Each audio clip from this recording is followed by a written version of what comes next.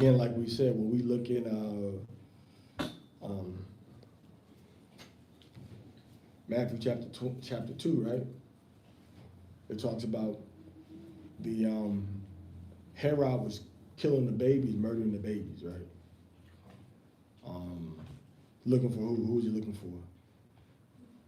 Hmm? He was looking for baby Yahushua, son of Joseph. Okay.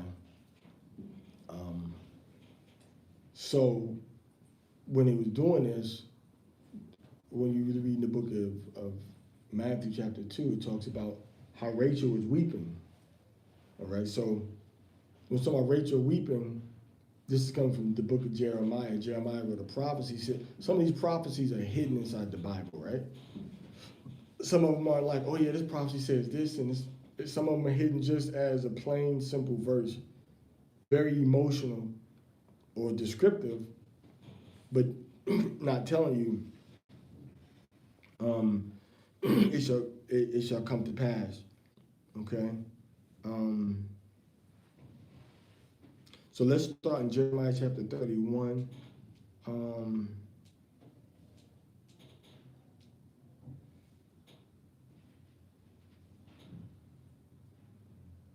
actually, let's just go right to verse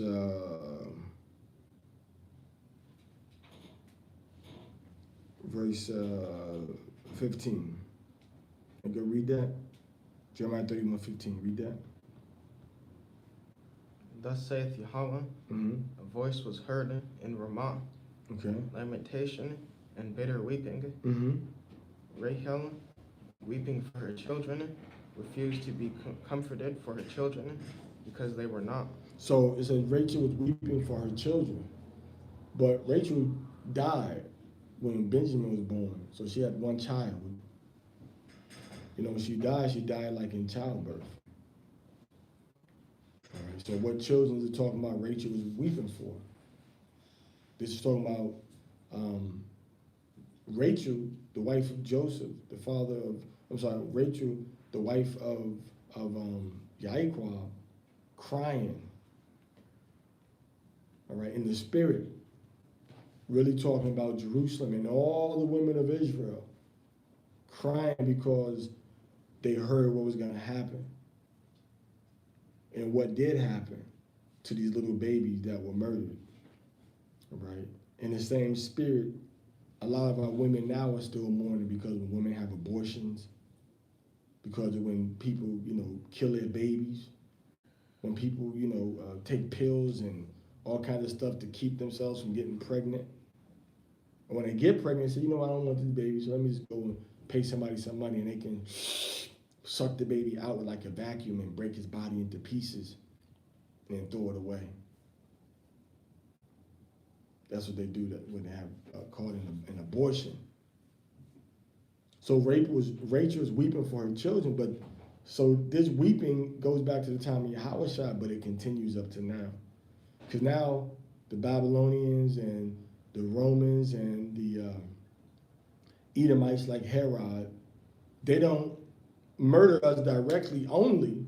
They give us resources so we can go out and murder our own babies, murder our own and murder our own flesh and blood. I should read that again. Thus saith Yahweh, a voice was heard in Ramah, lamentation and bitter weeping. Rahel weeping for her children. So Rachel, go ahead. Refused to be comforted for her children because they were not. Because these children were going to get murdered, is what the prophecy tells us in the book of Matthew chapter 2. It explains it for us. Because the children are going to get murdered. I mean, the children of Israel were gathered around, and Herod ordered people to go through around Bethlehem specifically, and the the children that were born around Bethlehem, and said, murder these babies. Because Rachel died where? It said Rachel died around the area of Bethlehem, right? I keep reading. Thus saith Yahweh, refrain thy voice from weeping, and thine eyes from tears. So don't worry about it. Don't cry. Is what Yahweh is saying. In the spirit world, to the women that are mourning, that are crying because the children are getting murdered. Go ahead. For their work shall be rewarded, Mm-hmm. saith Yahweh, Mm-hmm. and they shall come again from the land of the enemy. So they're gonna come again. So that's going into how, in the spirit now, how Yahushua was gonna escape and was gonna be able to come back up out of Egypt. Not jumping into Yahushua, they're gonna come out of captivity, meaning what? Our people are gonna be set back up in rulership and back into power, is what it's talking about. Okay, let's go to Hosea 1:11 real quick. Hosea 11:1 real quick. Jump over to Yahushua. And this was also referred to in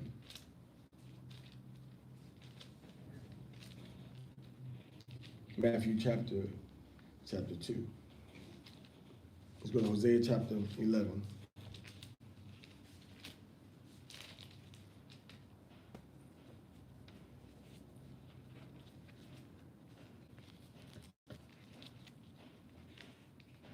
All right, I'll read it. It says, when Yasha'Allah was a child, when I loved him and called my son out of Egypt. Now this is talking about when Israel got brought out of a land of captivity. But then Rachel was weeping because the children were going into a form of captivity, or because of captivity. But now Rachel is weeping because the children were put into a foreign land. And then we have the scripture here showing us that the son of Yahweh is going to come up out of where? Out of Egypt. Now it's going in also into what? Into Yahushua, going into Egypt. So Yahushua escaped that death, just like what? Moses, right? Wasn't there a great cry in Egypt when the babies got killed? But did all the babies get killed? We know one baby got spared, which was who? Which was Masha. So you see how that same thing happened with Yahushua. They wanted to murder the people so that leader would not raise up. The number of people getting too strong. If numbers keep getting stronger and stronger and stronger, too many people, and we're gonna have problems. So they started to murder the babies. And then same thing with America. They said, you know what, it's getting too many little Israelite babies. We gotta murder them.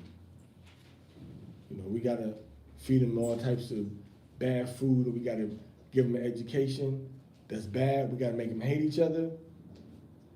And that's what Esau did.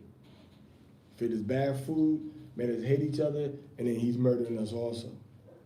Same way as the Romans did, same way as the Greeks did, same way as Herod did, same way as the Egyptians did. So-called white man did the exact same thing throughout history, and even to this day. All right, the destruction of our people. Through his policies, through his politics, he's still murdering our people now. Okay? You got Hosea? All right, so Hosea 1:11 says, and they called them, so they went from Bethlehem. They sacrificed unto Balaam and burnt incense to graven images. So now you see it's talking about Israel, which is the Israelite people. Then it talks about a child. Then it talks about being called out of Egypt. And it talks about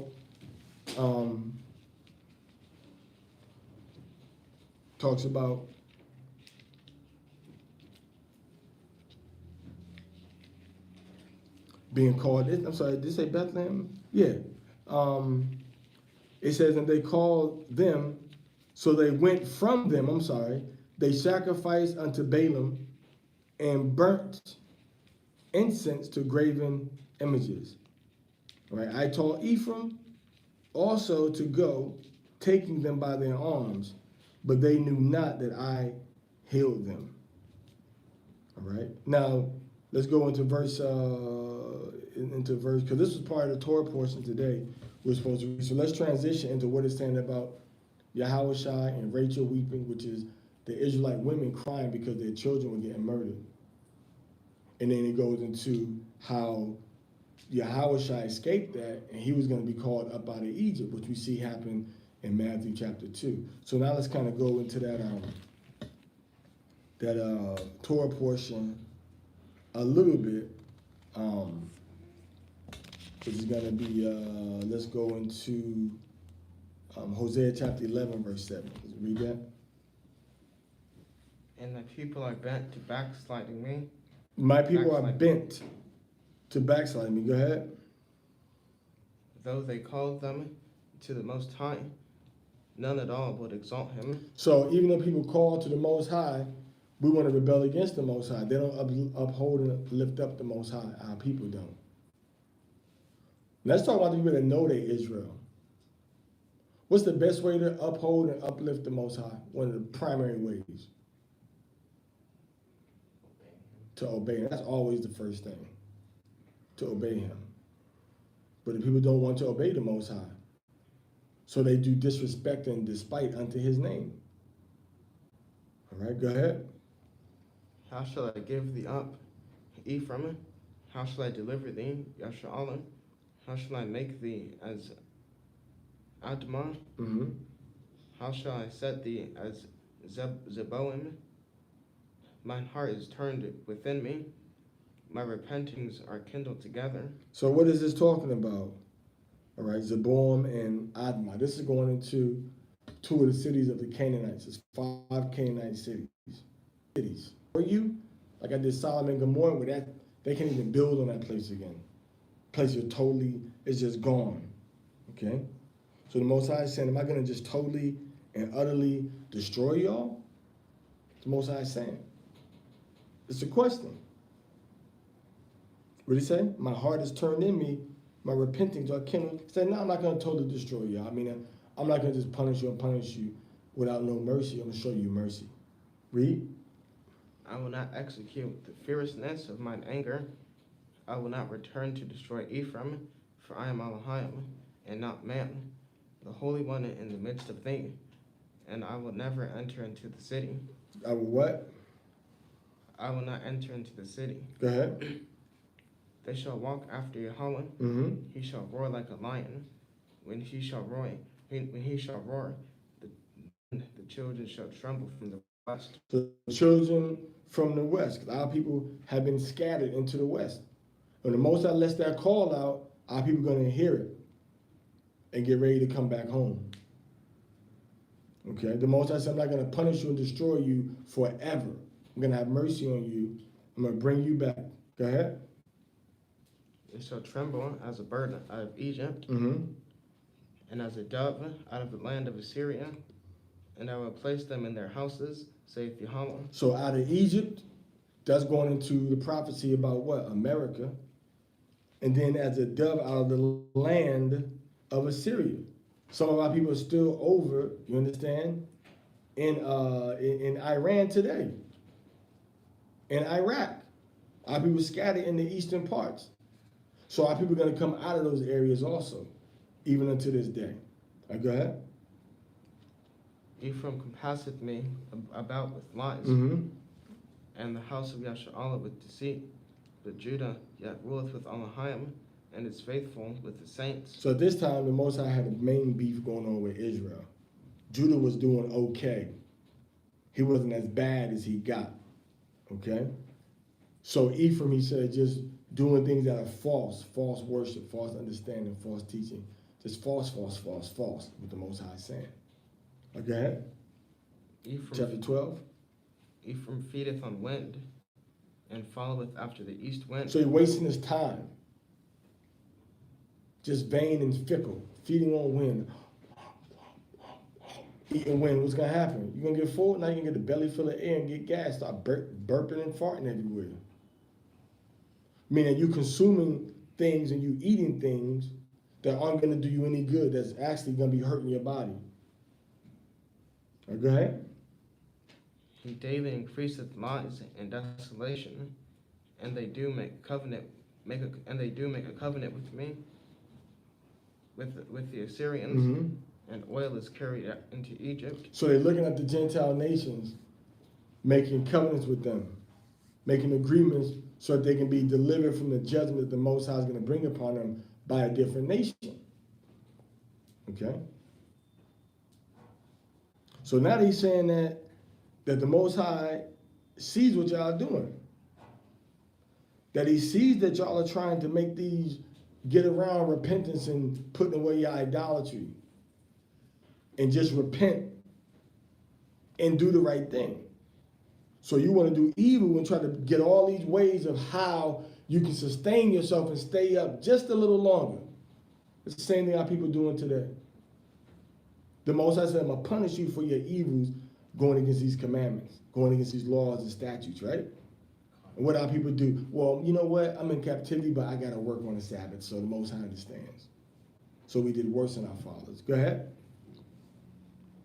Yahweh hath also a controversy with Judah, Mm-hmm.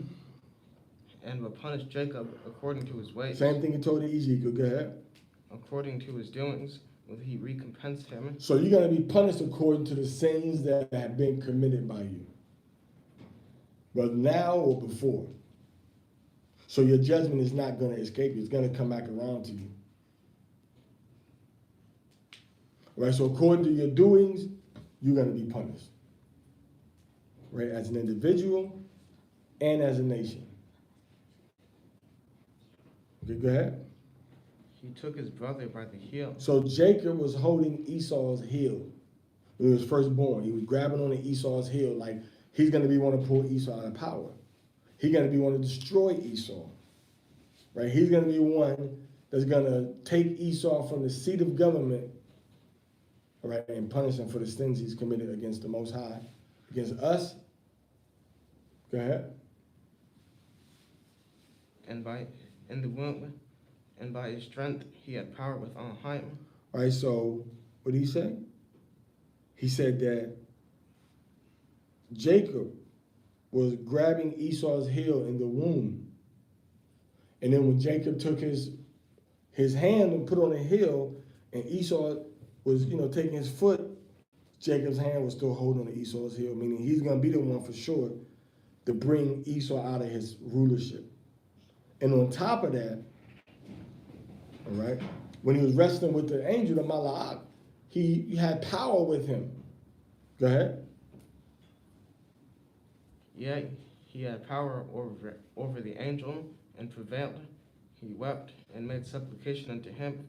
He found him in Bethel, and there he spake with us. With us. Why? Because, he was dealing with the Elohim, dealing with the Most High, speaking through his Mala'ak, speaking through his messenger. Go ahead. Same way he came and spoke to who? To Joseph. Go ahead. Even Yahweh of hosts, even Adonai Yahweh of hosts, Yahweh is his memorial. Therefore turn thou to thy Elohim, keep mercy and judgment, and wait on thy Elohim continually. So what on the Most High? Mercy and judgment. Righteous judgment, but mercy also. You see? What is a righteous judgment? What the Most High said to do it that way. Go ahead. He is a merchant. The balances of deceit are in his hand. He loveth to oppress. And Ephraim said, yeah, I am become rich, and I have found me out of substance. Mm-hmm. In all my labors, they shall find none iniquity in me that were sin. So they say, I didn't do nothing wrong. In denial, following Catholicism, following different religions, right? Following different philosophies, different idols, different voodoo and santeria and 21 divisiones, brujeria, following all these things. And they said we're not doing that wrong because they've been tricked to believe that these are things that their ancestors did. Go ahead. And I that am Yahweh thy Elohim, from the land of Egypt, will yet make thee dwell in tabernacles, as in the days of the solemn feast. I have also spoken by the prophets, and I have multiplied visions. So dwell in tabernacles. So the Most High is going to raise us up and put us in a temporary structure and protect us like a shepherd does his sheep. Go ahead. I have what? And I have multiplied visions, Mm-hmm. and used similitudes by the ministry of the prophets. Mm-hmm. Is there iniquity in Gilead? Mm-hmm. Surely they are vanity. They sacrifice bullocks in Gilgal. Yea, their altars are as heaps in the furrows of the fields. Mm-hmm. And Jacob fled into the country of Syria. Syria meaning he went into Haran, which is now in Turkey, but back then it was like 12 miles down on the border of the Turkey and the Syrian territory. Go ahead. And Yasharallah served prophet. So that's the end of that right there. So you see that talking about our father. So it all links together. Our father went to Syria, was a shepherd, kept sheep, and then he left with a great multitude. All right. And then Rachel was his favorite wife. Right. And when Rachel died, he was sad. He was sad. So that same way the spirit of Rachel, used to reflect, used to symbolize Jerusalem is mourning. When our children, our women, kill their babies. When the Gentiles kill our babies. When the Gentiles, let our women and tell our women, that they need to have abortion. And they, don't do it just only to our women. They make that all women. All right, all women. Because they want to try to control the world's population. And they don't want too many people, especially not people that look like us, to be on the planet. Because that's going to deplete resources.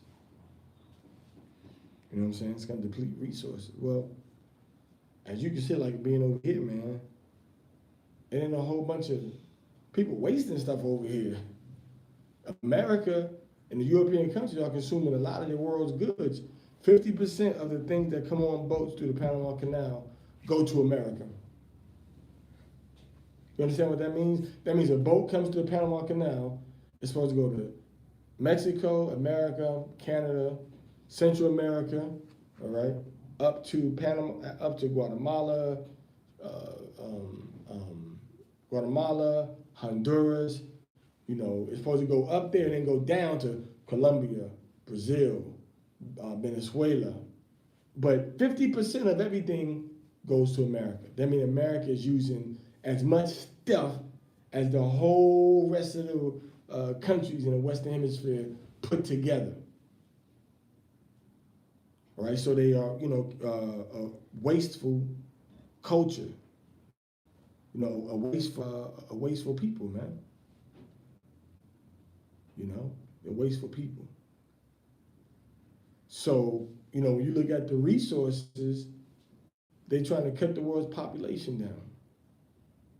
All right, so now Rachel is even weeping even more because now they're coming against the children of Israel, so we got to kill them, we got to make them have abortion, we got to shoot them in the back, we got to give them drugs and guns and let them kill each other, create problems, make them think there's no solution to the problem other than to kill that person. That's the lie they fed us. Oh, you got a problem with this man? Kill him. Don't talk about it. Don't set up elders that you can go and talk to about the situations. You see. So, that's it on that aspect of it right there. Let's go on to now Matthew 2.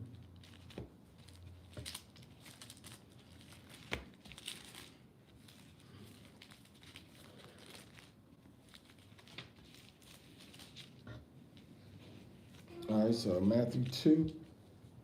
Let's just read Matthew 2 and verse 1.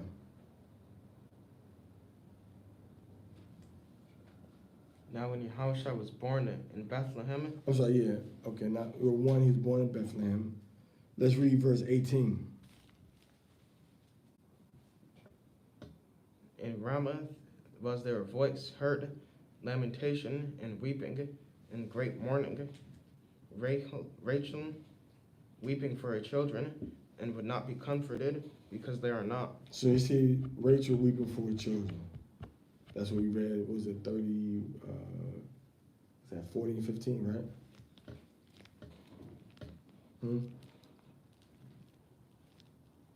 Isn't that Jeremiah 40 and 15?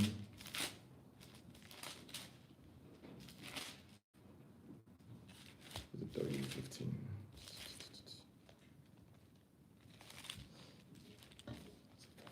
So Rachel is weeping for her children. Jeremiah 31:15, we just read it. So she weeping for her children to fulfill the prophecy. Or she's weeping for her children, but that's fulfilling the prophecy of what Jeremiah wrote. Read verse 17. Then was fulfilled that which was spoken by Jeremy the prophet, saying, So sometimes the scriptures got to be fulfilled in a way where it's talking about something, but it's actually going into a prophecy of what's going to happen. Okay, go ahead. In Ramah was there a voice heard, lamentation and weeping, and great mourning. So there's a singular unity of mourning and sadness that the women and the men of Israel had. Okay. But these are newborn babies. And the mother, and early on, is creating a stronger bond initially with the baby and the father. Why? Because the baby's on her skin, touching her, drinking from her, seeing her face, smelling her. Okay? When that baby starts to get hungry, and the baby starts to cry, let's make it easy. Let's not make it very mystical, even though it's mystical. The baby starts to cry, and the mother's in the other room. You know that the mother's breast start to swell up with milk so that the baby can get fed? Did you know that? Like it's almost like, wah, wah, wah, wah. And the breast, the milk starts to want to come down and go through the little, the little milk rows that the woman has so the baby can suck the milk out, can nurse out the milk. So the mother has a different connection, a different bond with the baby than the father has initially on earlier in life. Now later on in life, they might have a different kind of bond, and the father's bond may be strong in one way and the mother's in another way. But initially, that mother has this strong emotional, physiological bond to the baby. Because the baby could be hungry, the mother could be someplace else, and the mother's breast will still start to hurt because the milk is in it, and the milk needs to come out, and it's just like when you take a balloon, it has water, and you squeeze the balloon, you see the pressure build up in that balloon, right? And that's what's happening with the milk. Now, put the baby on so the milk can come out. So that's what happens. Okay, that's what happens.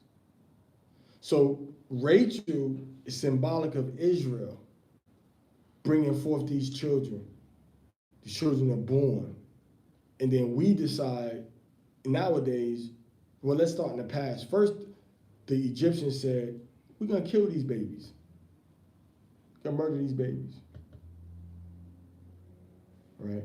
And then the Most High said, let's go to that, what we was at, Hosea, right? Let's go back to Hosea. Then the Most High said, I'm going to make it so that your babies,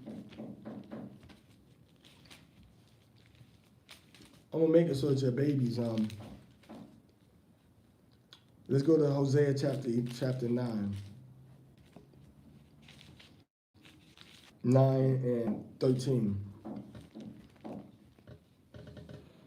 13 and 14. Ephraim, as I saw Tyrus, is planted in a pleasant place. Ephraim is in a pleasant place. Go ahead. But Ephraim shall bring forth his children to the murderer. So even though he's in a pleasant place, Ephraim is still helping our enemies kill off our own children. Whether you're talking about Ephraim as one tribe, or as the children of all of the house of Ephraim. This could be Gad, Issachar. We brought our children out making alliances with these people so our children can learn from them. All right? Giving our children hostages so that they knew that you can kill my son, you can kill my daughter. Okay? That's why we gave our children, one of the reasons we gave our children to the murderer. And now read what the Most High said in verse 14. Go ahead. Give them, O Yahweh, what wilt thou give? Give them a miscarrying womb and dry breasts. Give them a miscarrying womb. So make it so that their bodies get pregnant, but then they dash the baby. Their body gonna dash the baby away. Meaning what, the body gonna just give up the baby. It's not gonna be born. miscarry, meaning the baby's going to be in the womb, and then the mother going to lose the baby automatically. And now you look at when you look at information of numbers and how many people did this and how many did that, that gathering of information is called what? Statistics.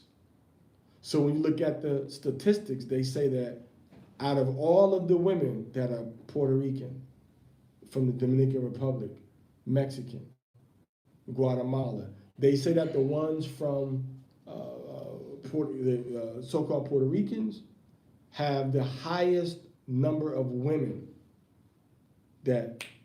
whose bodies give up the babies, whose bodies have a miscarriage, which means that the baby doesn't stay in the womb for the whole pregnancy. The baby leaves the body early, and then, or the body just rejects the baby, and the baby dies, and then it has to come out the womb.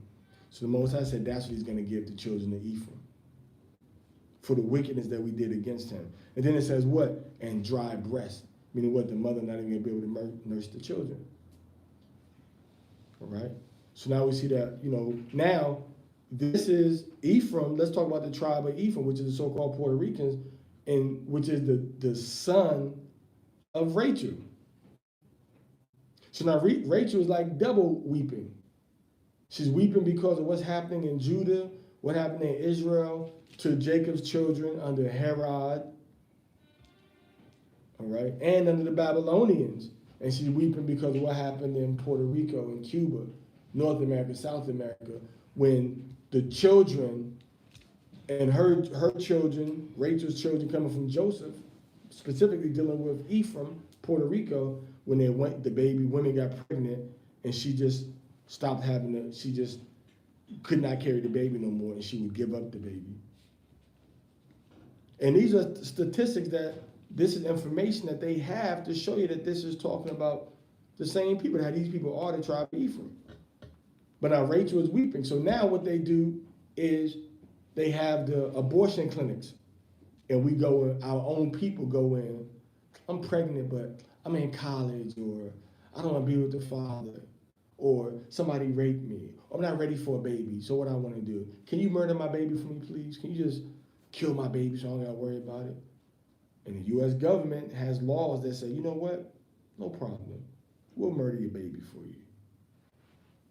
But a lot of other countries you go to, they won't let you do that. Some other countries. Okay? Some other countries, they won't let you do those types of things. So let's go into the book of Revelation real quick. I mean, not Revelation, but Genesis. Actually, let's go into Exodus. Then we go into Revelation, but let's go into Exodus.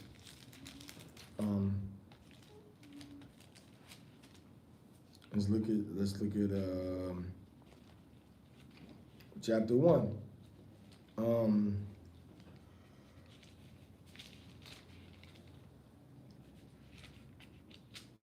And read verse 16. 1:16. Read that. Actually, let's read 15 and 16. Go ahead. And the king of Egypt spake to the Hebrew midwives, of which the name of the one was Sipharah, and the name of the other was Puah. So the king of Egypt gave an order pertaining to these babies that were born. What was the problem? Look at verse 10. Let's see what the problem was.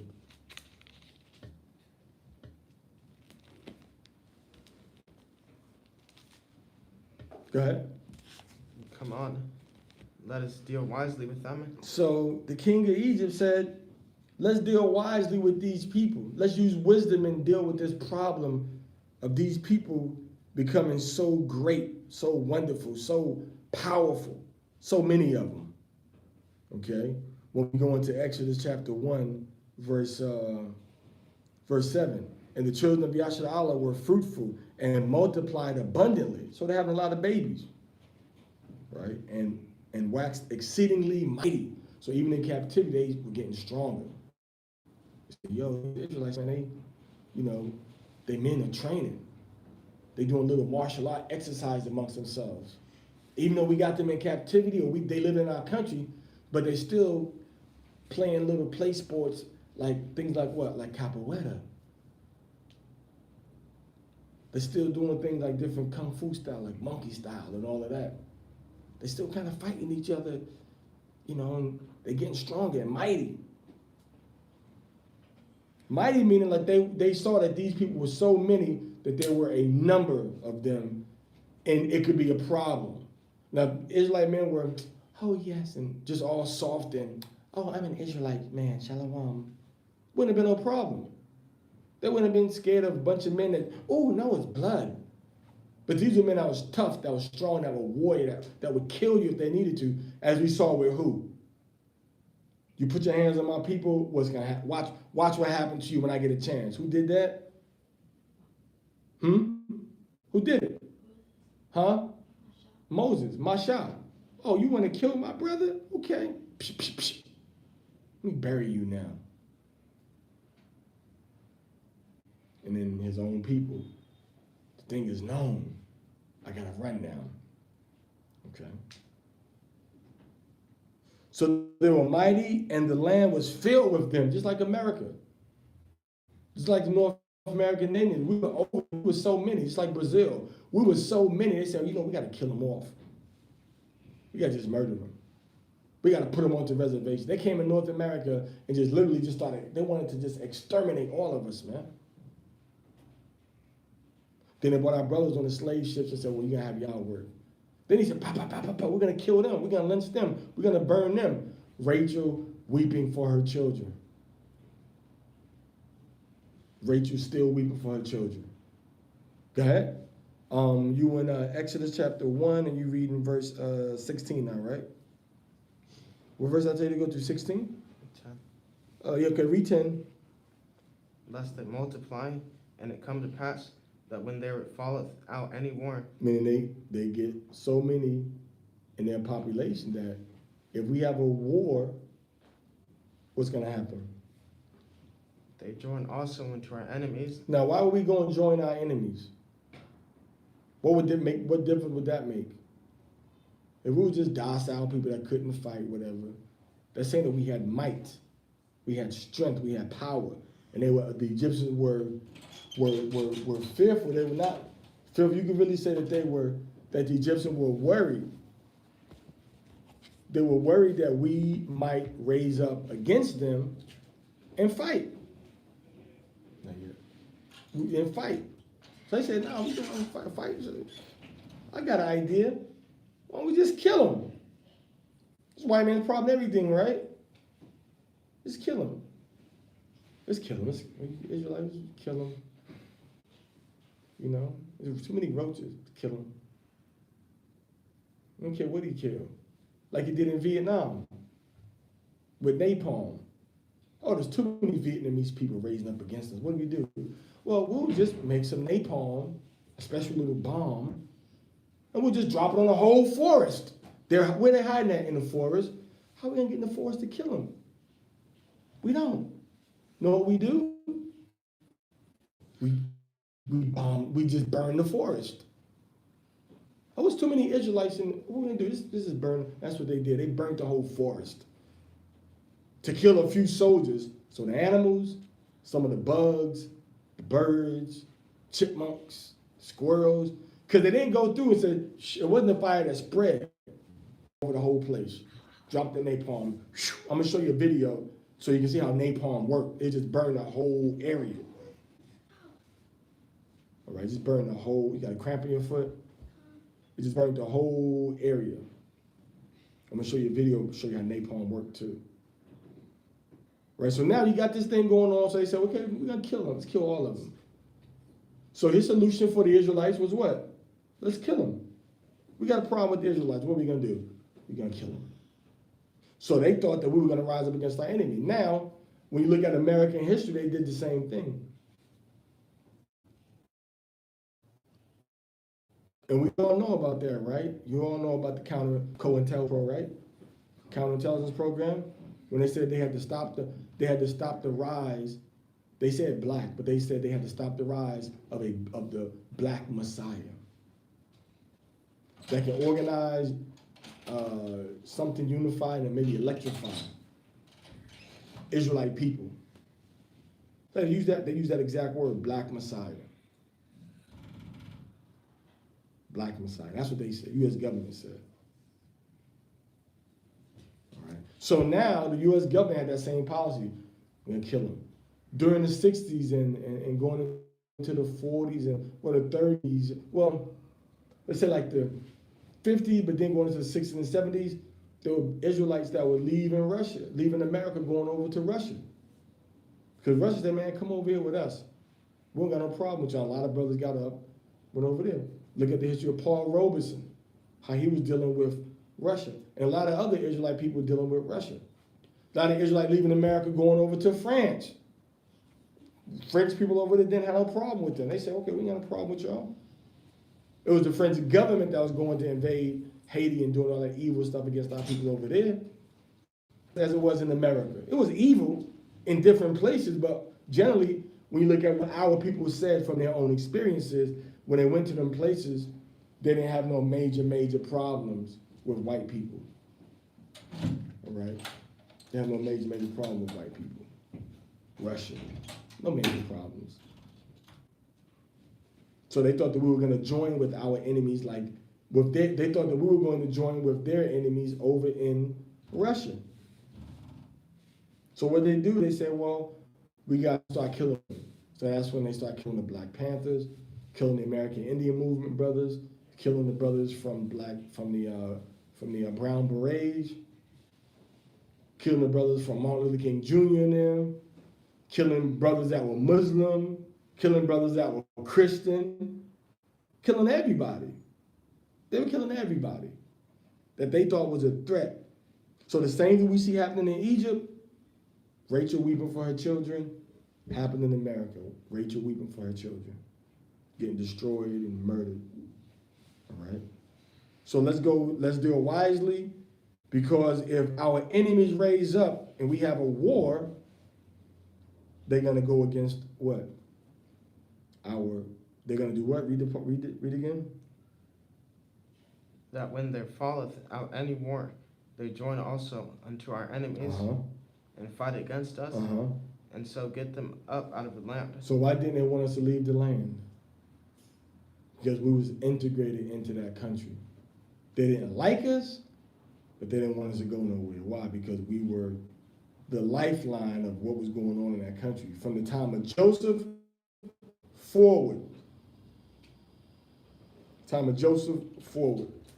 It was Yasha Allah that was instrumental in what was going on in Egypt in terms of politics and economics and commercial and food and things of that nature. All right, go ahead. Therefore, they did set over them taskmasters. Okay, now let's go to verse 16. Read that. And he said, when ye do the office of a midwife to the Hebrew women, and see them upon the stools, go ahead. If it be a son, then ye shall kill him. But if it be a daughter, then she shall live. So he said, if you see a baby boy, kill him. When all these new babies are born, kill the new babies. Okay? Now, read verse 22. And Pharaoh charged all his people, saying, to the whole country, he gave an order. Go ahead. You shall save them life. And when they threw the babies in the river, they became bait for all the, was it crocodiles, right? And then, who knows different than alligator and crocodile? What's the difference? Who knows different than alligator and crocodile? What's the difference? One is bigger, one is smaller. What's the difference? What's the difference? What? One can go swim in water faster, one can walk on the land faster. Which one?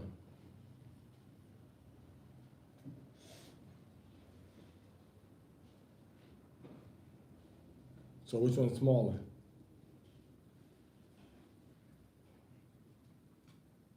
Alligator. Okay, so that's probably can go on land faster or no? You can't have it both ways. You can't be the biggest and the fastest everywhere. So the alligator walk on land faster, right? The crocodile got that big body and got the, you know, he can move faster and big fish, right? He can swim better than big fish, right? He can swim better in the water, right?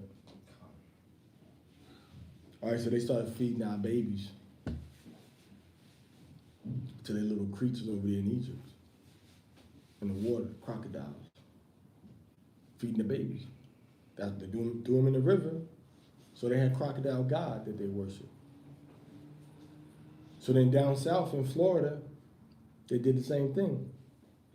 They was feeding our babies to the crocodiles to try to get the crocodiles out of the water. Because the white people were eating crocodiles and they were hunting crocodiles and they used little babies like this.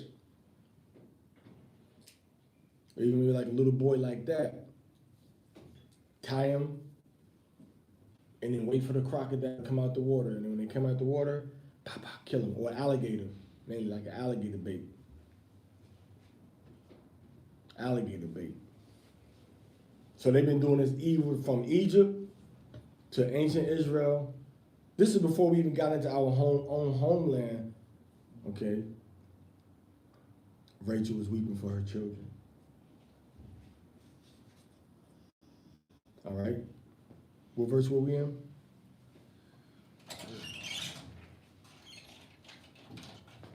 I just finished 16. Okay.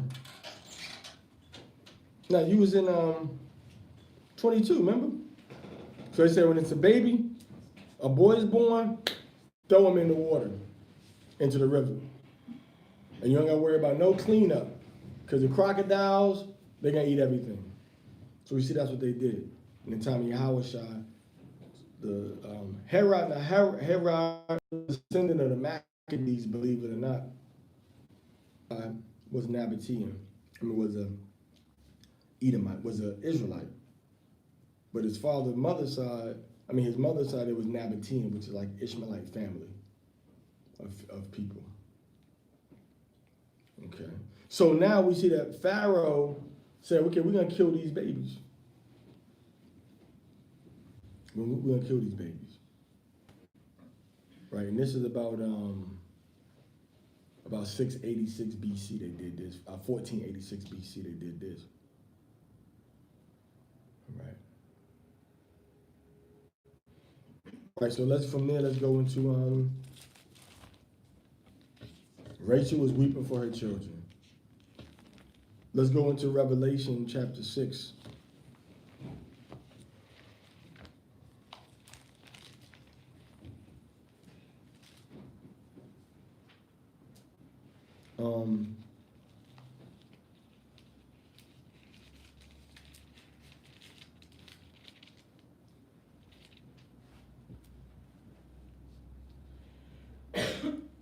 Revelation chapter 6, verse, let's look at verse 9 and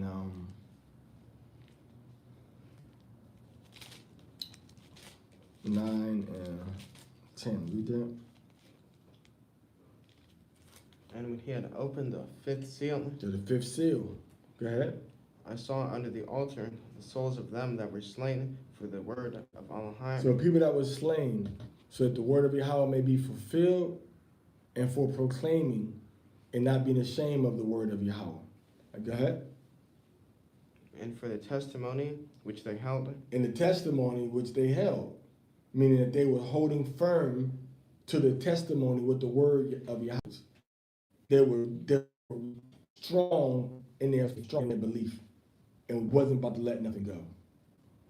And they got killed for that. Go ahead.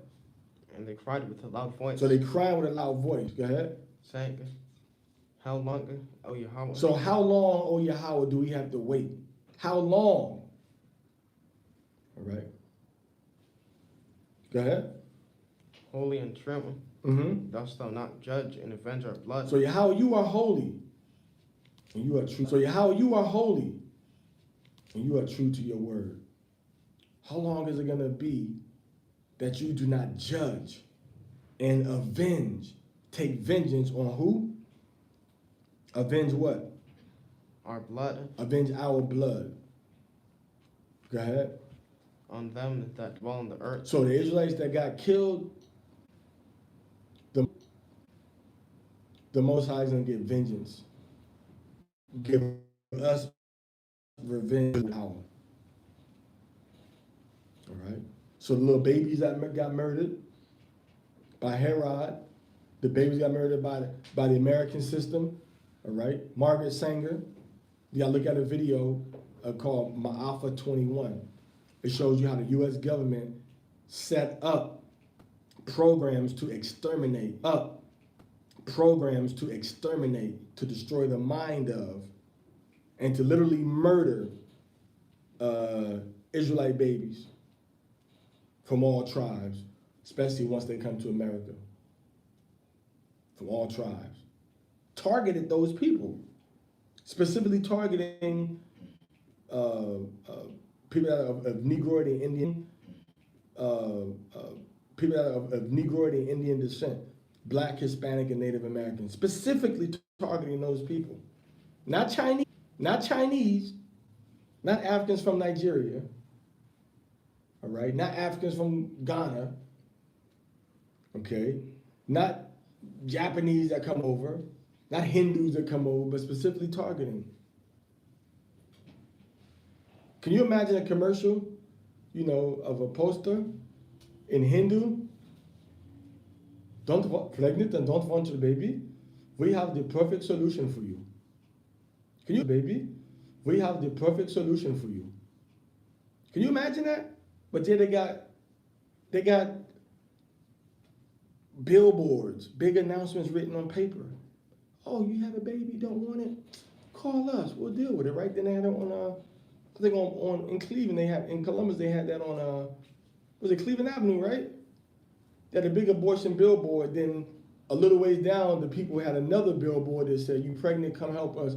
We'll help you get your baby. We'll give you car seats, diapers, programs, everything." Remember, to help the women with their baby. So you got one group of Edomites saying, "Murder the baby, kill him, kill the baby." Then another group of Edomites saying, "No, let him live. We'll help you." Right? And then you got the government paying for, which one do you think the government is paying for? Got the government paying for, which one do you think the government is paying for? To help the babies live, or the one that let the woman murder, or the one that let the woman terminate her pregnancy? Which one do you think the government is paying for? Who think the government is paying to help the baby live?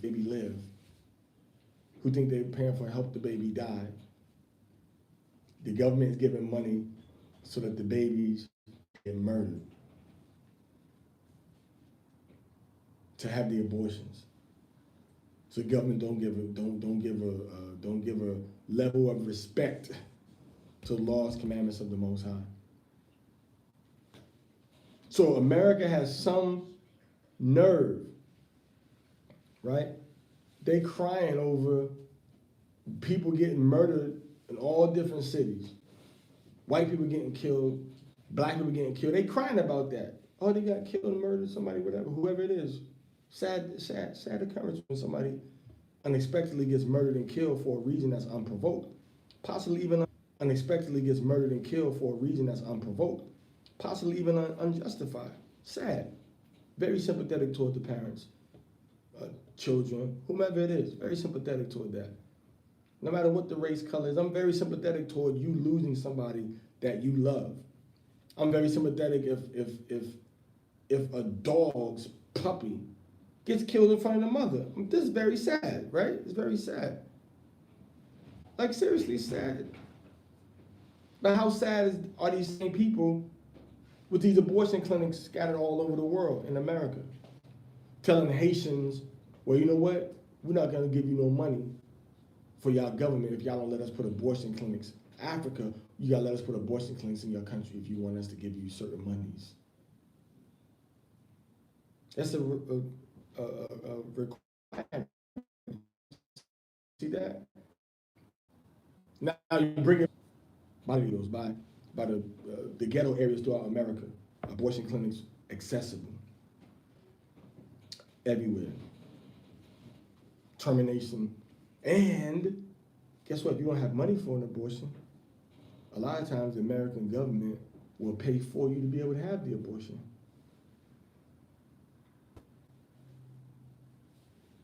I don't know what kind of programs they have set up to where, you know, if you want to adopt a baby that a mother doesn't want, they got programs for that.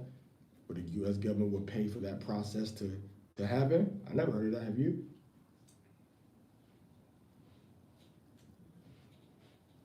Maybe through foster care, which is different than abortion. That's bing bong bing.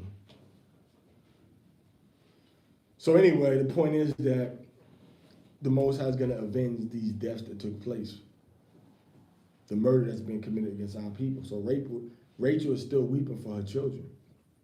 Her weeping is not over yet. Her weeping won't be over until we fully return out of captivity. Read Jeremiah. Read 31:16. Read Jeremiah 31:16. You can drop Revelation right there. Read Jeremiah 31:16.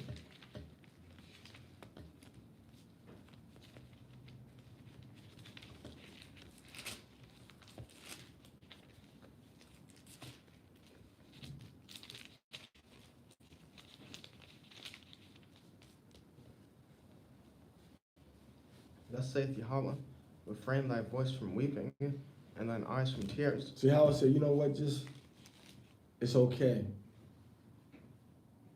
See, it's a lot of crying going on surrounding these deaths.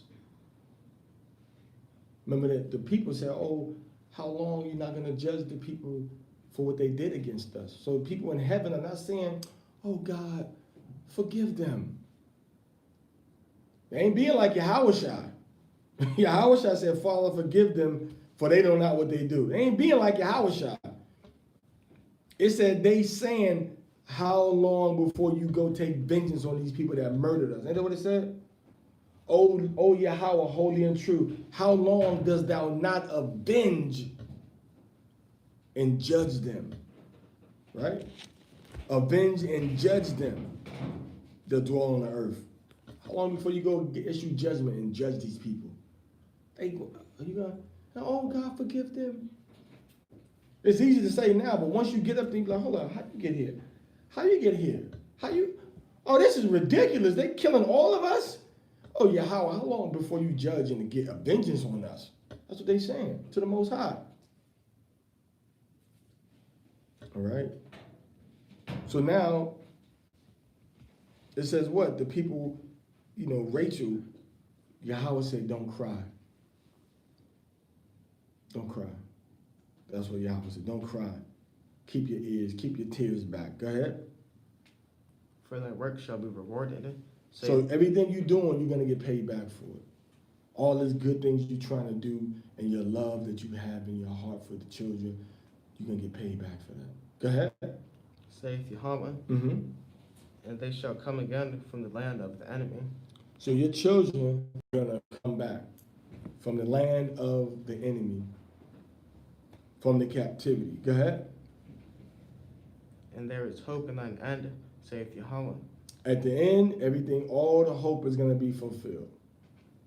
Go ahead. That thy children shall come again to their own border. Your children are going to come back into the border of Israel.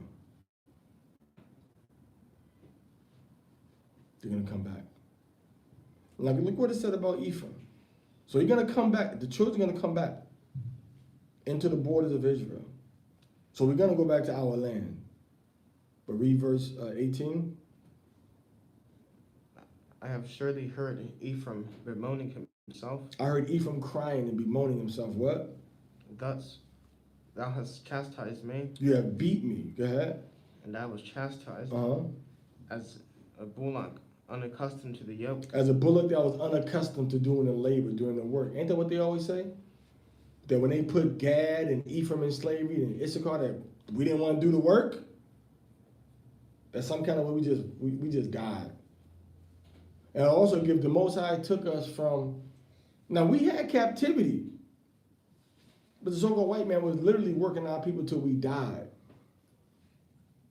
But see, Israel, when he went into West Africa, was different than Israel when he went into America. The ones in West Africa had been in that harsh environment. They had a harsher environment, and they had been enslaved and oppressed by the Hamites also, before the Portuguese and the British and the French and the Spanish started coming over to put us in slavery. So we had already been, in two different environments, going into different experiences, preparing us for different parts of the prophecies to be fulfilled from Deuteronomy chapter 28. Okay? All right, go ahead. Turn thou me, and I shall be turned, for thou art Yahweh my Elohim. Mm-hmm. Surely after that I was turned, I repented, and after I was instructed, I smote upon my thigh. I was ashamed, yea, even confounded, because I did bear the reproach of my youth. All right, so now everything's about repenting and turning back to the Most High.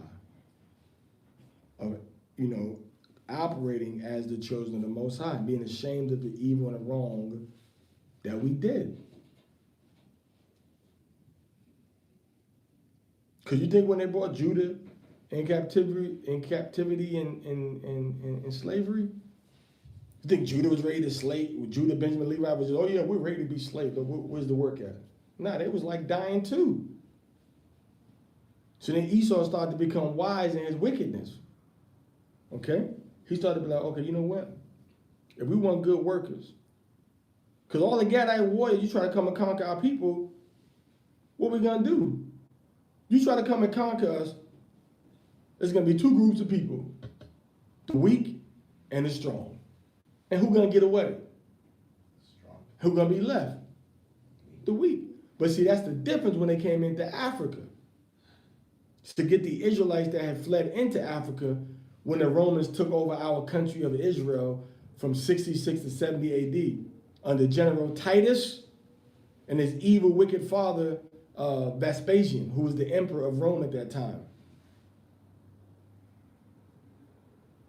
What they did was you had Israelites here, and you had Hamites here, here, here, here, here, here, here. Hamites all around. So when they said, okay, they knew what kinds of Israelites to go to. They could be more selective about who they got. Or they could round everybody up. And weak could make the weak ones could be made strong by the stronger ones. And they could pick up that weight. So they knew, okay, we're going to get these ones. Strong, strong, strong, strong, strong, strong, strong. And you got this long ship. This long ride at the bottom of a ship, sitting still. You doo-dooing and peeing, laying down in that same area. And maybe every now and then they might throw some water down there. And then they put what, like lye dust on you, lye powder? You got any cuts in that lye burn, won't it? The lye powder put on your hair and skin to get any kind of bugs off of you. Shave all the hair off of you. From between your legs, under your arms, in your nose, your head. Wherever bugs could be at, they cut all of it off. So they nice in the movies. They show the men with their hair bald. You don't think they cut the woman's hair bald? They cut the women's hair bald too. Because they was on slave ships also. You see, they was on slave ships also. So, when they got the Gadites, a lot of Gadites just ran off. I mean, we ain't dealing with this.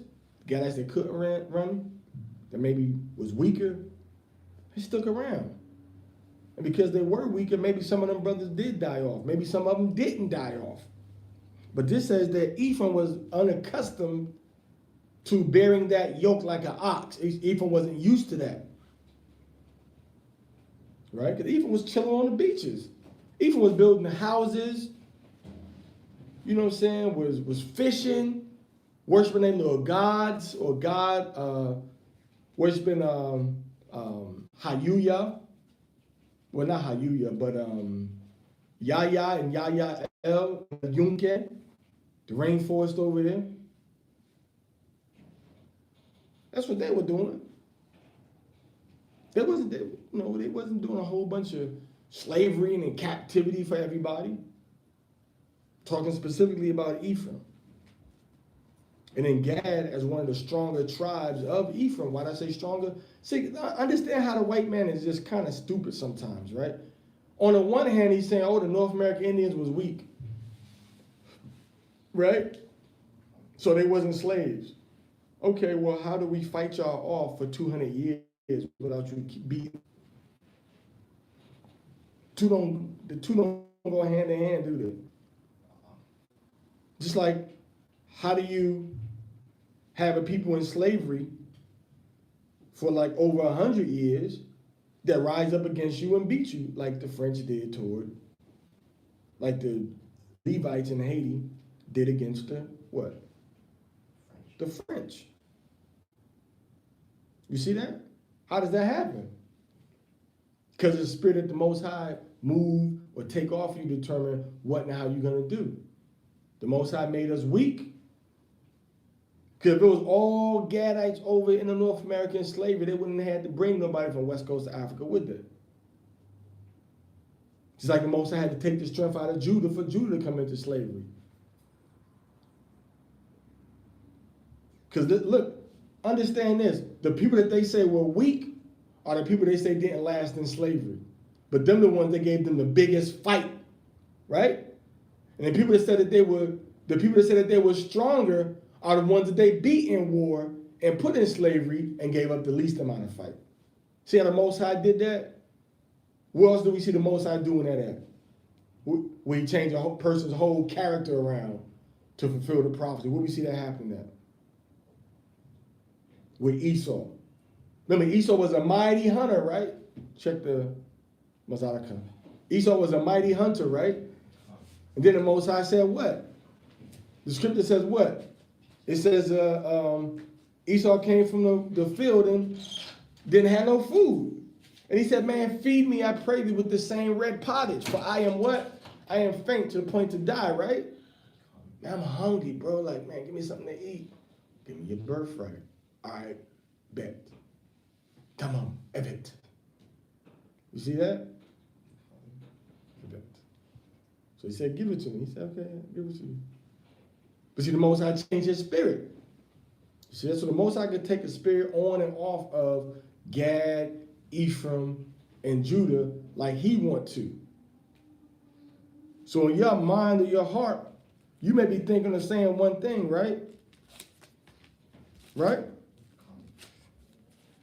But who is it that decides what's going to happen? Yahweh going to determine what's going to happen. It says in Proverbs chapter 16, verse 1, the preparations of the heart in man, and the answer of the tongue is from Yahweh. You see that? So it's Yahweh that determines what's going to happen, how it's going to be done. Not just you. All the ways of a man are clean in his own spirit, but Yahweh weighs the spirit. So when Yahweh weighs your spirit, he said, okay, this person's heart is dirty, this person's heart is clean. Okay. So now the scripture says that Ephraim was like a yoke, like an ox, a bullock, strong bull that wasn't used to the yoke. So now the Most High also said, in addition to that, what did he say? He said the Most High gonna give them a miscarrying womb, meaning their population gonna drop down. Right? That's what the scriptures say. So now all these things equal what?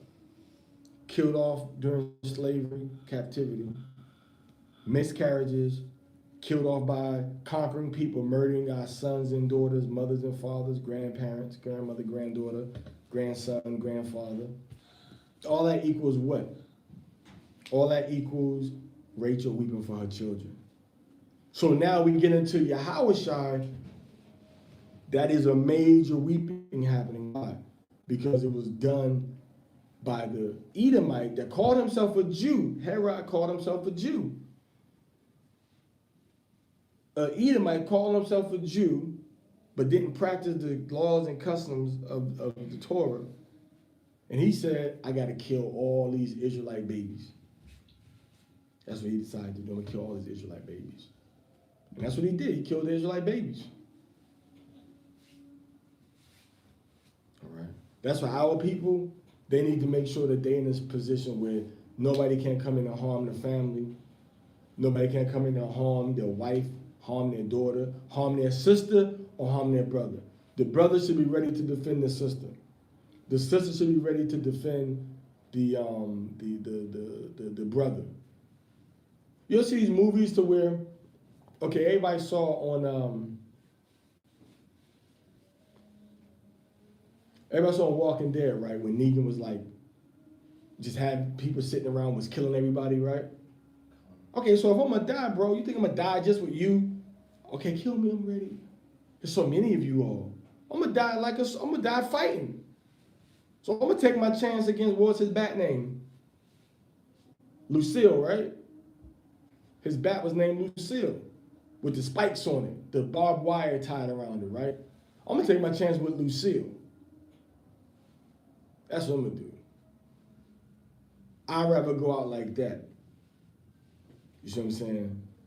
The point being that you need to always be on guard to protect your loved ones, whether they're your friends that's joined themselves unto you in the bond of friendship, an unbreakable bond of friendship, not the fake friends we read about in the Ecclesiasticus earlier, but the real spiritual Yahweh friends.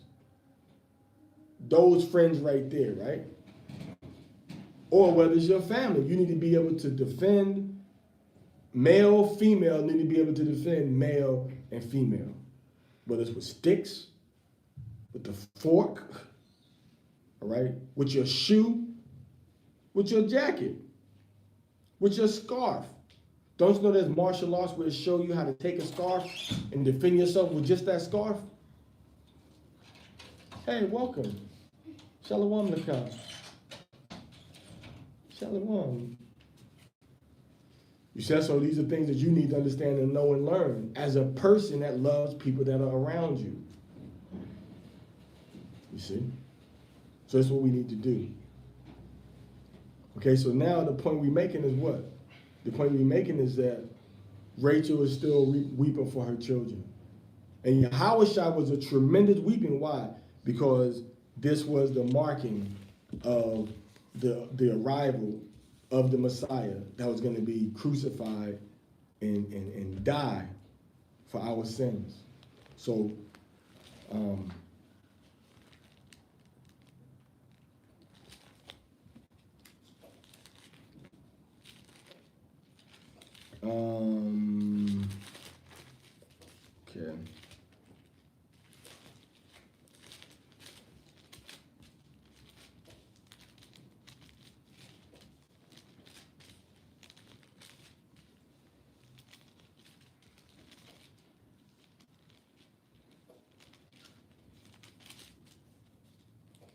All right, let's get this again. We're going to finish up.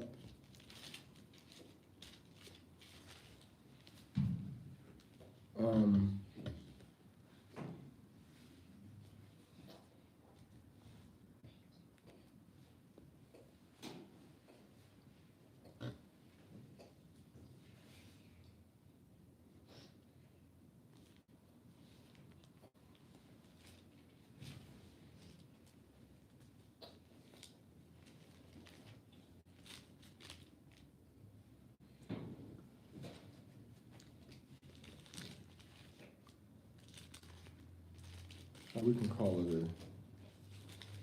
it a night.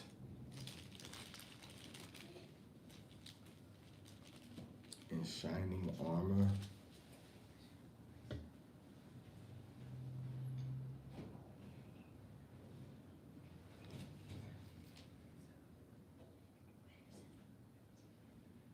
All right, so that's it. So Rachel weeping for her children.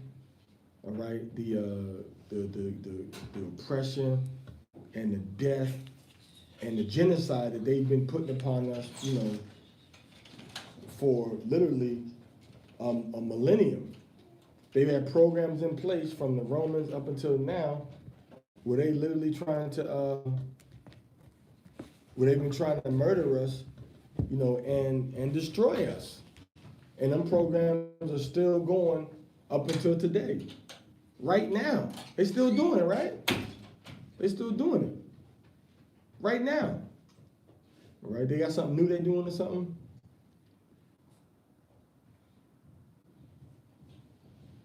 I mean, other than like the murdering of our people all around the United States by the law enforcement department, and now it's coming out now that they're just taking body parts and, you know what I'm saying? Taking body parts and organs and kidnapping people for that,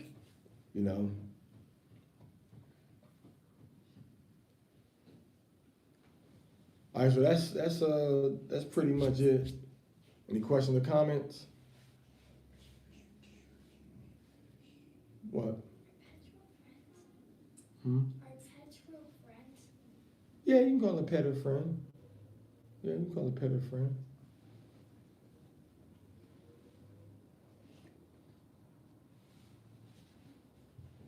You can call a pet a friend. Probably more of a friend than most humans you know.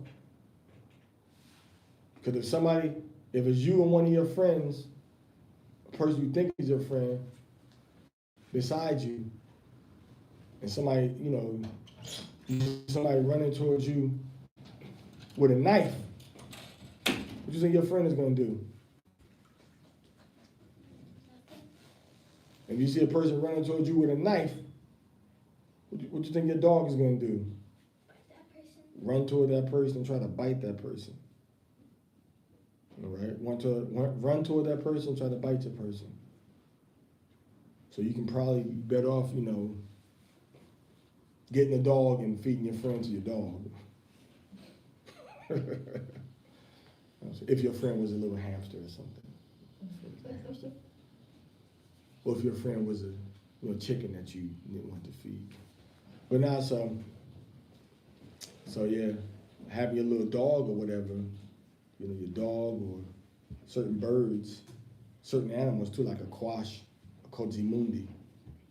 They fight like dogs. They'll defend your yard better than a dog. And they're little creatures, so they can crawl up the person's back and scratch their eyes and scratch their face and scratch them on their throat. You can probably train them in cozimundi, so they can help you survive. So what's the other thing we said we're gonna look at? We said we're gonna have to look at napalm, right? Somebody give me a pen real quick, please.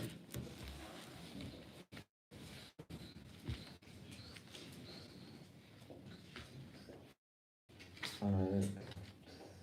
Anybody know where the top to this pen is?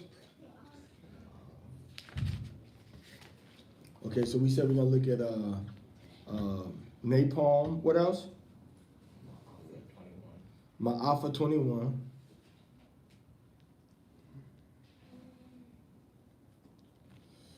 What else? We got to go through. What was that? 1 Samuel, right? 1 Samuel 16, 17, right?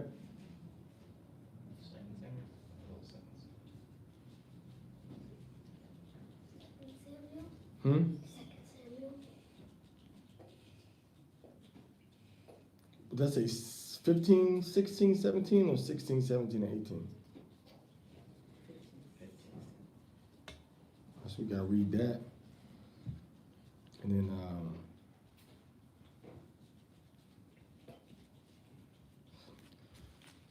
about King David. It's very important for you to know about King David and Solomon, because those are like our best models, and those are the men that show us had the best relationship with the Most High. The Most High came to Solomon and dreamed like, hey, what you want? And the Most High said David was the man after his own heart. Okay, so it's napalm, and what other video I was going to try to show y'all too? Y'all remember? I was going to show you, I wanted to let y'all see about the Russia's and the Israelite people. Okay.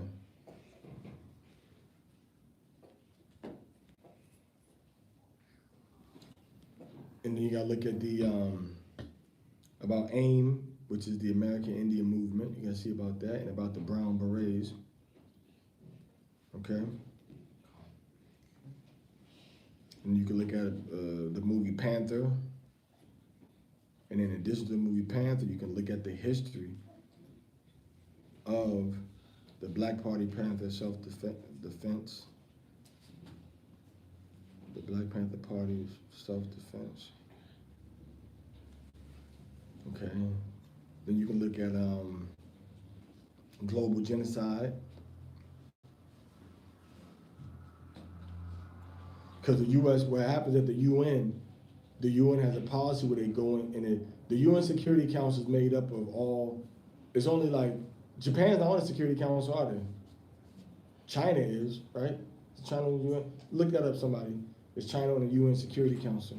So what they do is the Security Council of the UN, they set these policies in motion. Who knows what the UN is? That's the United Nations. That's all nations coming together saying we're gonna rule ourselves and work together as a team. Right? It was started by Woodrow Wilson started it, called the League of Nations after after World War II, right? Yeah, after World War II, League of Nations. And then that became that became the United Nations. It's China, but Japan's not, right? Was there 8 permanent seats on the UN Security Council? Who's all the nations on? So, okay, let's guess who the 5 are. Russia, right? Kind of loud. Russia? Huh?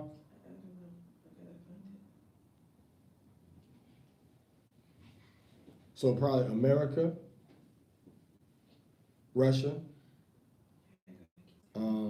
America, Russia, China, and I would say after China would be Britain, and then I would say France. I would say them 5.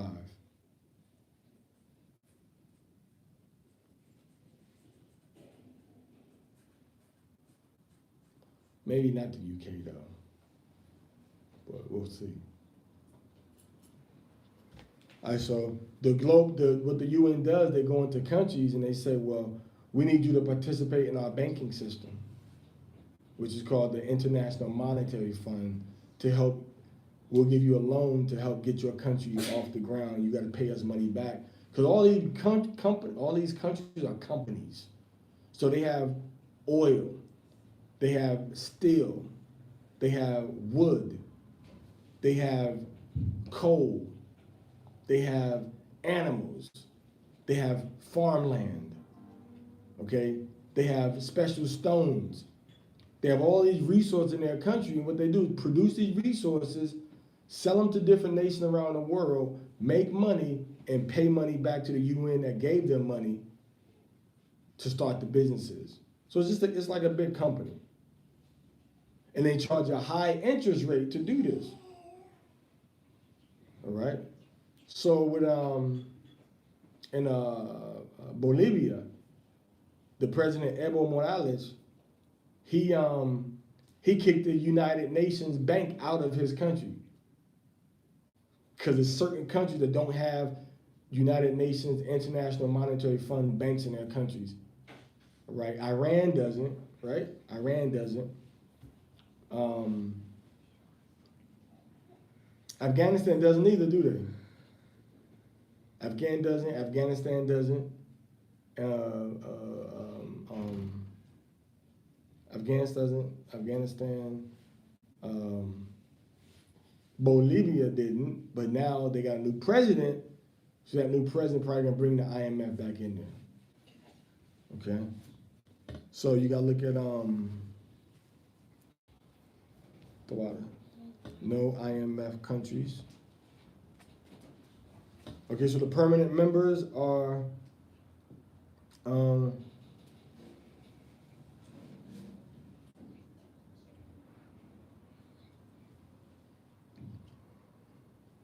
US, the UK, which is England, France, China, and Russia, right? And then they got 10 rotating members who are elected who get elected every 2 years. So we gonna stay here.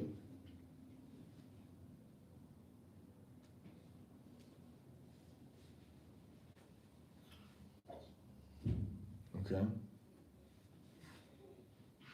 So Britain supposed to be representing Western Europe and others. Let's say a regional group, Western Union and others. All right. And they have Latin American and Caribbean countries. That's purple. Got 2 seats. And then Africa has 3 seats. Asia has 3 seats. Eastern Europe has 2 seats.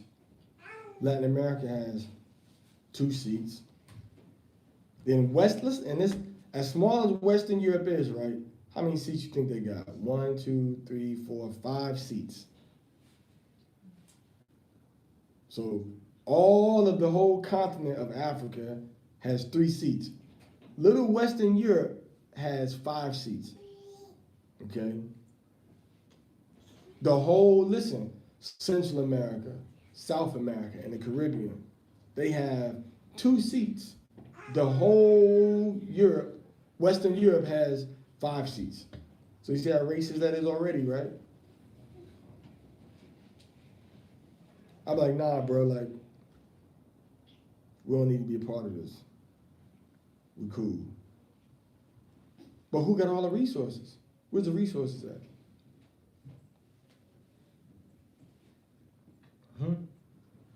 Where's the global resources at? South America, Central America, and Africa. That's what most of the global resources are that they're exploiting. A resource. In other words, Africa alone, South America alone, could sustain itself all year round without nobody from the outside coming in to help them with nothing. All right? You understand that? And actually going on over there with a lot of stuff. Yeah.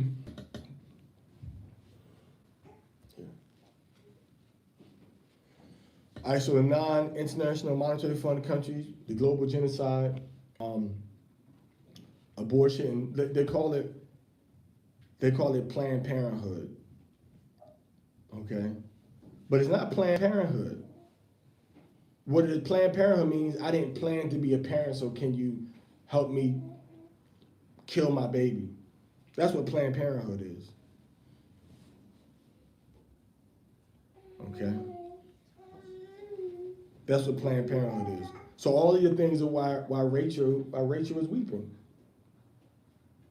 That's why China's okay. Unfortunately, but I've seen a lot of reports of that happening and images of that happening also. That's how popular it was. You know what I'm saying? But you see, so that's what's going on. France, the birth rate is decreasing for Gentile people. And for Israelites, it's kind of increasing. And the birth rate for, Issachar in Mexico and, Brazil, South America, and Judah in North America, it's always going up. No matter how much they try to murder us, it always goes up, up, up, up, up. And it's the same thing that Pharaoh was afraid of. They're going to come up, get big numbers, and join with our enemies. But they don't know when they say, they're going to join with our enemies. Pharaoh didn't know, nah, bro, we ain't going to join with your enemies. We are the enemy you need to be afraid of. So the American government, they learned from that. Like, you know what? We shouldn't fear the so-called black people, Native American and Hispanic people joining with anybody on the outside. We should fear them. We should fear them. So much so that they made the policy again where they're looking for the black Messiah and they're trying to stop the black Messiah from rising. Okay? With COINTELPRO, and a black Messiah. So when the Black Panthers first started out, that's why they was murdering. Bah, bah, bah. They was killing all the leaders. You understand? Huh? They was killing all the leaders. So as they were killing these, can you do me a favor? Can you sit on that side, please? Yeah, just sit on that side over there. They start killing the leaders. The people wasn't set up to somebody else can come in and become, the leader in that area. Right? So now what happens? You got a vacuum of leadership that is not gonna get filled in. Why? Because last dude was a leader, he got shot. That's why we gotta see the movie. You gotta really look up another about what happened to Fred Hampton in Chicago. Okay? Murdered in his own house by the police, came and shot up everybody and everything. So what happened is that when they started the Black Panther Party for Self-Defense, right? This is what happened. They had the information that they were publishing. We need to do this, we need to do that. And they had like a 12, what they call the 12-point program, okay? They had a 12-point program. And in this 12-point program, they said different things, what their goals were, what they wanted. And they had like little things that they were, they were publishing them and giving them to people. And when the U.S. government got a hold of it, they said, it was like, yo, it's not possible that these Israelites did this. But they didn't call them Israelites. It's not possible. They said they black people. And they probably said a word that was a little more wicked or evil, meaner than black people, right? So they said, well, nah, they couldn't have put this together. It had to be communists. White Russian communists had to be the ones that put this together. They couldn't believe that Israelites had put this together because it was so concise, so direct, and right to the point. This is what we want, and this is our program. But it was no communists, was no white people behind the scene, pulling them like a puppeteer. Oh yeah, we want this. This is what we want, and we want you to do this. And if you don't do this, I'm gonna take this sock off and punch you in your face. It wasn't none of that. They said, well, yo, this. But they were intimidated. And that's how they've always been. We see the same thing going on in the time of Yahushua. Okay? We saw the same thing. Who else we see happen? Give another time when that happened. Yahushua, we got the time of Yahushua. Time of Moses, we got that one. What else we got? When they said, let's just kill the Israelites.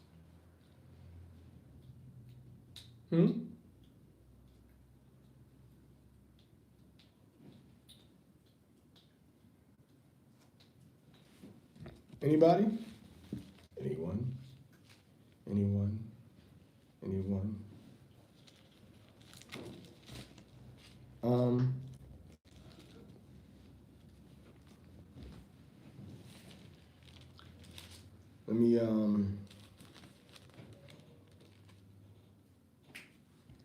to read this to you.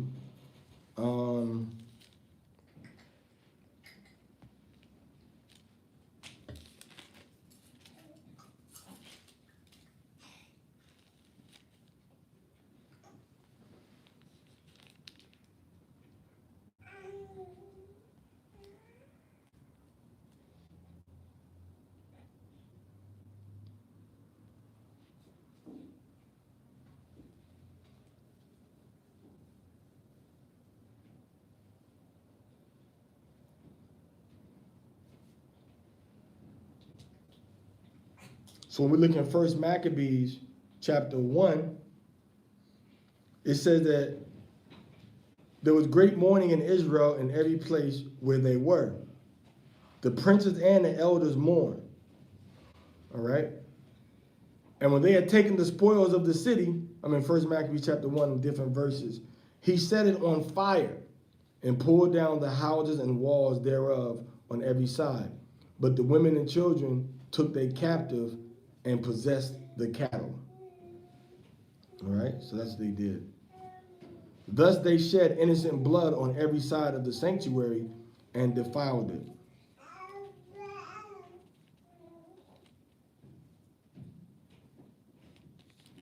Everybody hear that? Now listen to this part.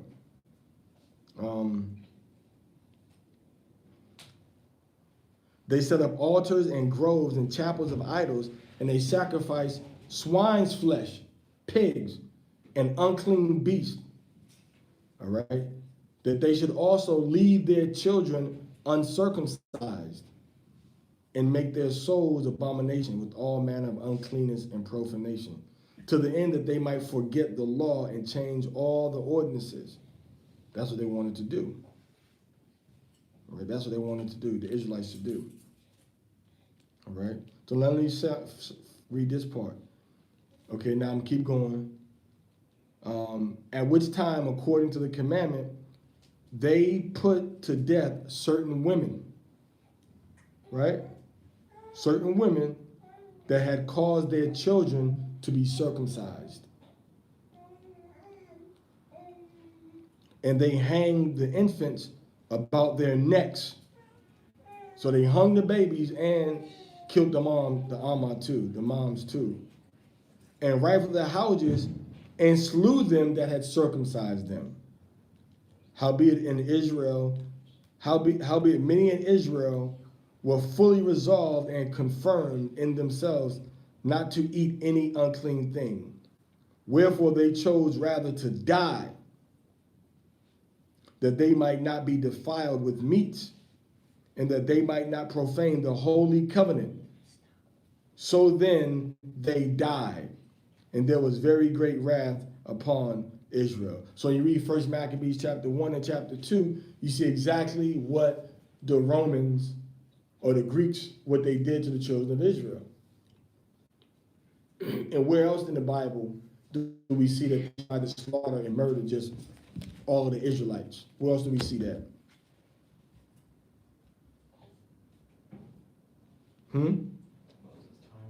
Before that, I read, besides the ones I named already. In Esther's time. Okay? In Esther's time. But the Most High spared us at that time.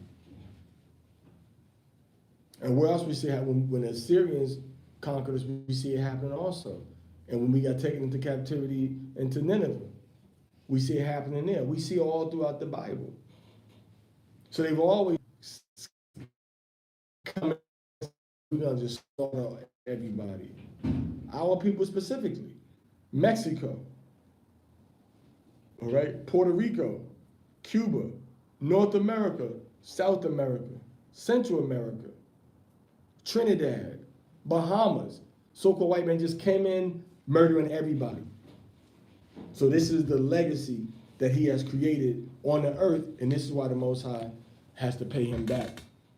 Because Rachel is weeping, and Rachel's weeping is not going to go unheard. The Most High is going to give vengeance and justice to those that have opposed the righteous seed of Yahweh, the children of Israel, and those that have committed acts of murder, wickedness, genocide, rape against his chosen people.